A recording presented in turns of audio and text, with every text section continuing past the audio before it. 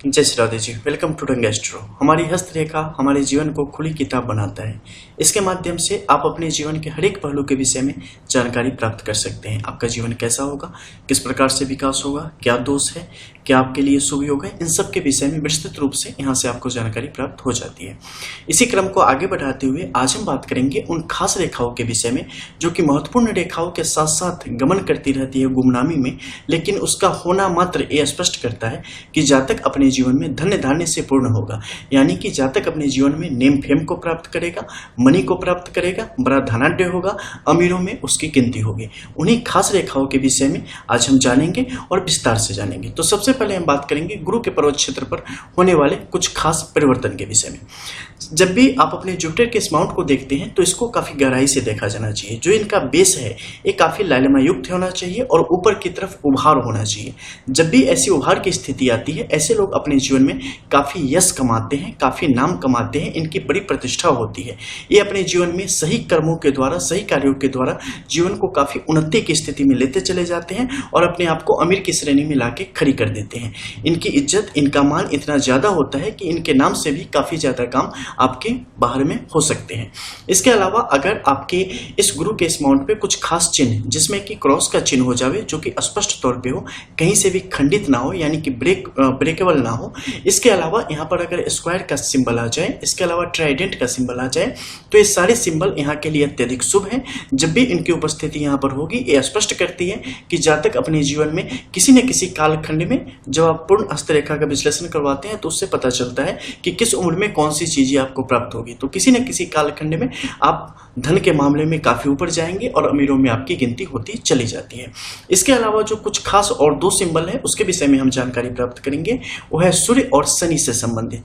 यानी कि सबसे पहले शनि का ये क्षेत्र, शनि का ये क्षेत्र जितना ज्यादा बेहतरीन अवस्था में होगा, जितना ज्यादा उभार लिए होगा, ये उतनी ही बेहतरीन दशा को दिखाने का काम करता है। इसके अलावा जो सबसे जरूरी चीज है और बिरले है, वो है शनि की रेखा का होना।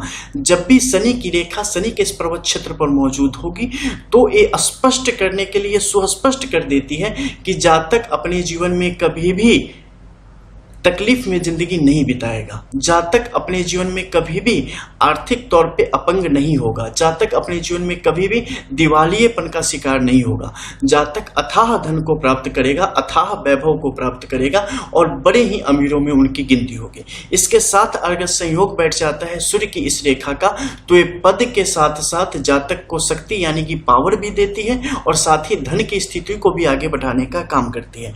अगर आपकी शनि की रेखा यहाँ पर भाग्य रेखा के साथ, यानी कि एक एक्टिव भाग्य रेखा के साथ इनका जुड़ाव हो रहा है, तो इस स्थिति में भी शनि पूर्ण रूप से इस पे अपना आधिपत्य जमा लेता है और शनि के अकॉर्डिंग भाग्य आपका दिन दुगुनी रात चौगुनी स्थिति में आगे की तरफ बढ़ता चला जाता है। जिस भी कार्य में आप हाथ लगाएंगे उस कार्य में आपको सफलता मिलेगी। आप मेहनत से कभी पीछे नहीं हटेंगे और अपने आप को जमीन से उठा के आसमान में स्थापित कर पाने में कामयाब हो जाते हैं। अकूत दौलत के स्वामी ऐसे लोग होते चले जाते हैं। बड़े से बड़े लोग जो कि आर्थिक तौर पे बड़े संपन्न हैं, बड़े बड़े इंडस्ट्रियलिस्ट हैं, बड़े बड़े नेता हैं, बड़े बड़े पैसे वाले हैं, उन सब की हथेली में आप स्पष्ट तौर पे देख सकते हैं सूर्य की रेखा की स्थिति। एक स्पष्ट सूर्य रेखा और शनि की एक मजबूत स्थिति आपको स्पष्ट तौर पे दिखाई दे देगी, क्योंकि ये जब तक नहीं होंगे तब तक अकूत जैसी स्थिति लोगों के जीवन में नहीं आती है। इसके अलावा कुछ होते हैं हाइड सिंबल, यानी कि अदृश्य रेखाएं, अदृश्य चिन्ह, जिनका होना आपके जीवन में और भी ज्यादा बेहतरीन गुणों को लाता है। लेकिन उस अदृश्य चिन्ह और उसके जो सिंबल हैं उसके बारे में जानकारी आपको प्राप्त होती है जब बोथ पाम के लाइंस को आप देखते हैं, जब इनर लाइंस आपस में किसी रेखाकृति को बनाती हैं, उसे जब आप पढ़ पाते हैं, उसे जब आप समझ पाते हैं, तो उस द्वारा उन चीजों को आप देख सकते हैं। अब हम यहाँ पर बात करेंगे शनि के क्षेत्र में कुछ अन्य बनने वाले शुभ चिन्हों के विषय में, जिसमें होता है यहाँ पर सबसे पहले विष्णु तिलक। विष्णु तिलक की स्थिति अगर आपके शनि के क्षेत्र में एक बेहतरीन अवस्था में हो जावे तो ये भी जातक के लिए एक सुगम रास्ता को तैयार करने का काम करती है और जातक आर्थिक वृद्धि को प्राप्त करने की स्थिति में आता चला जाता है। इसके अलावा अगर यहाँ पर त्रिशूल की स्थिति आएगी तो ये भी स्पष्ट करती है कि जातक अपने जीवन में आर्थिक तौर पे बड़ी समृद्धि को प्राप्त करेगा। चल अचल संपत्ति और प्रॉपर्टी के रूप में उसके पास काफी धन की स्थिति बनी रहेगी, इसमें कहीं से कमी नहीं आएगी। अब मान लो बहुत सारे ऐसे लोग हैं जिनकी हथेली में सूर्य रेखा बड़ी छोटी है, तो क्या ऐसे लोग अमीर नहीं होंगे?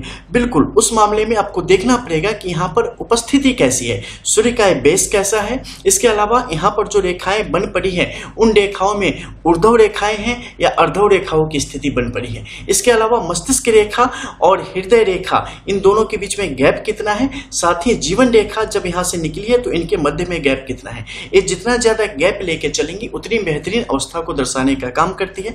मस्तिष्क रेखा जितनी छोटी होगी ये उतनी ज्यादा बेहतरीन और आर्थिक तौर पे आपको संपन्न यानी कि फाइनेंशियली आपको इंडिपेंडेंट करने का काम करती है और आगे बढ़ाने का काम करती है। इसके अलावा कुछ सामान्य स्थिति है जो किसी की हथेली में होगी, तो उसके द्वारा आप समझ सकते हैं कि ऐसे लोग अपने जीवन में एक बेहतर धन की स्थिति को प्राप्त करेंगे, लेकिन कोई ऐसा नहीं जिससे कि कहीं नाम आ जाए कि हाँ ये अपने इस एरिया में या इस क्षेत्र के ये बहुत बड़े धनाढ्य है, वो उस श्रेणी में नहीं, लेकिन अपने आप में एक बड़ी श्रेणी को, जिसे आप कह सकते हैं कि हाँ करोड़पति तक की स्थिति को प्राप्त करने की स्थिति में आ जाते हैं जब इस प्रकार के महालक्ष्मी योग का निर्माण होता है, जब इस प्रकार के गुंबद का निर्माण होता है और त्रिभुज की स्थिति का निर्माण होता है। ये धन पेटी का काम करती है।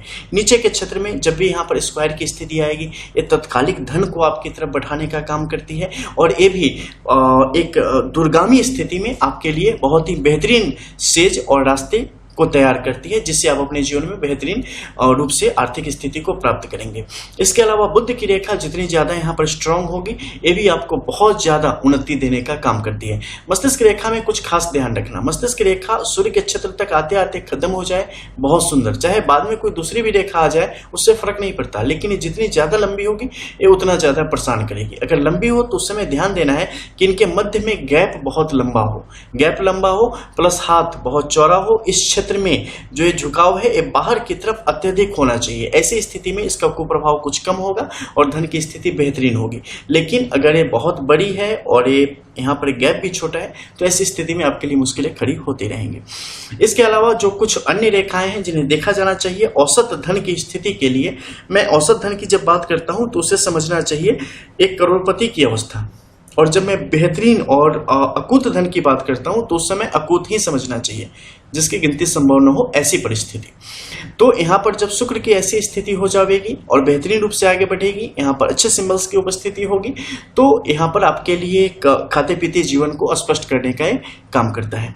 तो जो मुख्य रेखा है सबसे महत्वपूर्ण वो है आपके शनि की रेखा, आपके सूर्य की रेखा और आपका गुरु का पर्वत क्षेत्र। इन तीनों पे अगर बेहतरीन स्थिति है तो फिर आपको अमीर होने से कोई नहीं रोक सकता। आप अपने जीवन के जिस भी कालखंड में नियति का साथ मिलना होगा उस कालखंड में वो चीजें आपको प्राप्त होकर रहेंगी। ज्यादा विश्लेषण के लिए जब आप अपनी बोथ पाम की एनालाइज में जाते हैं या हॉरोस्कोप एनालिसिस में जाते हैं तो उस समय चीजें आपको स्पष्टता क्लियर हो जाती है। मिलते हैं फिर, तब तक के लिए जय जय श्री राधे।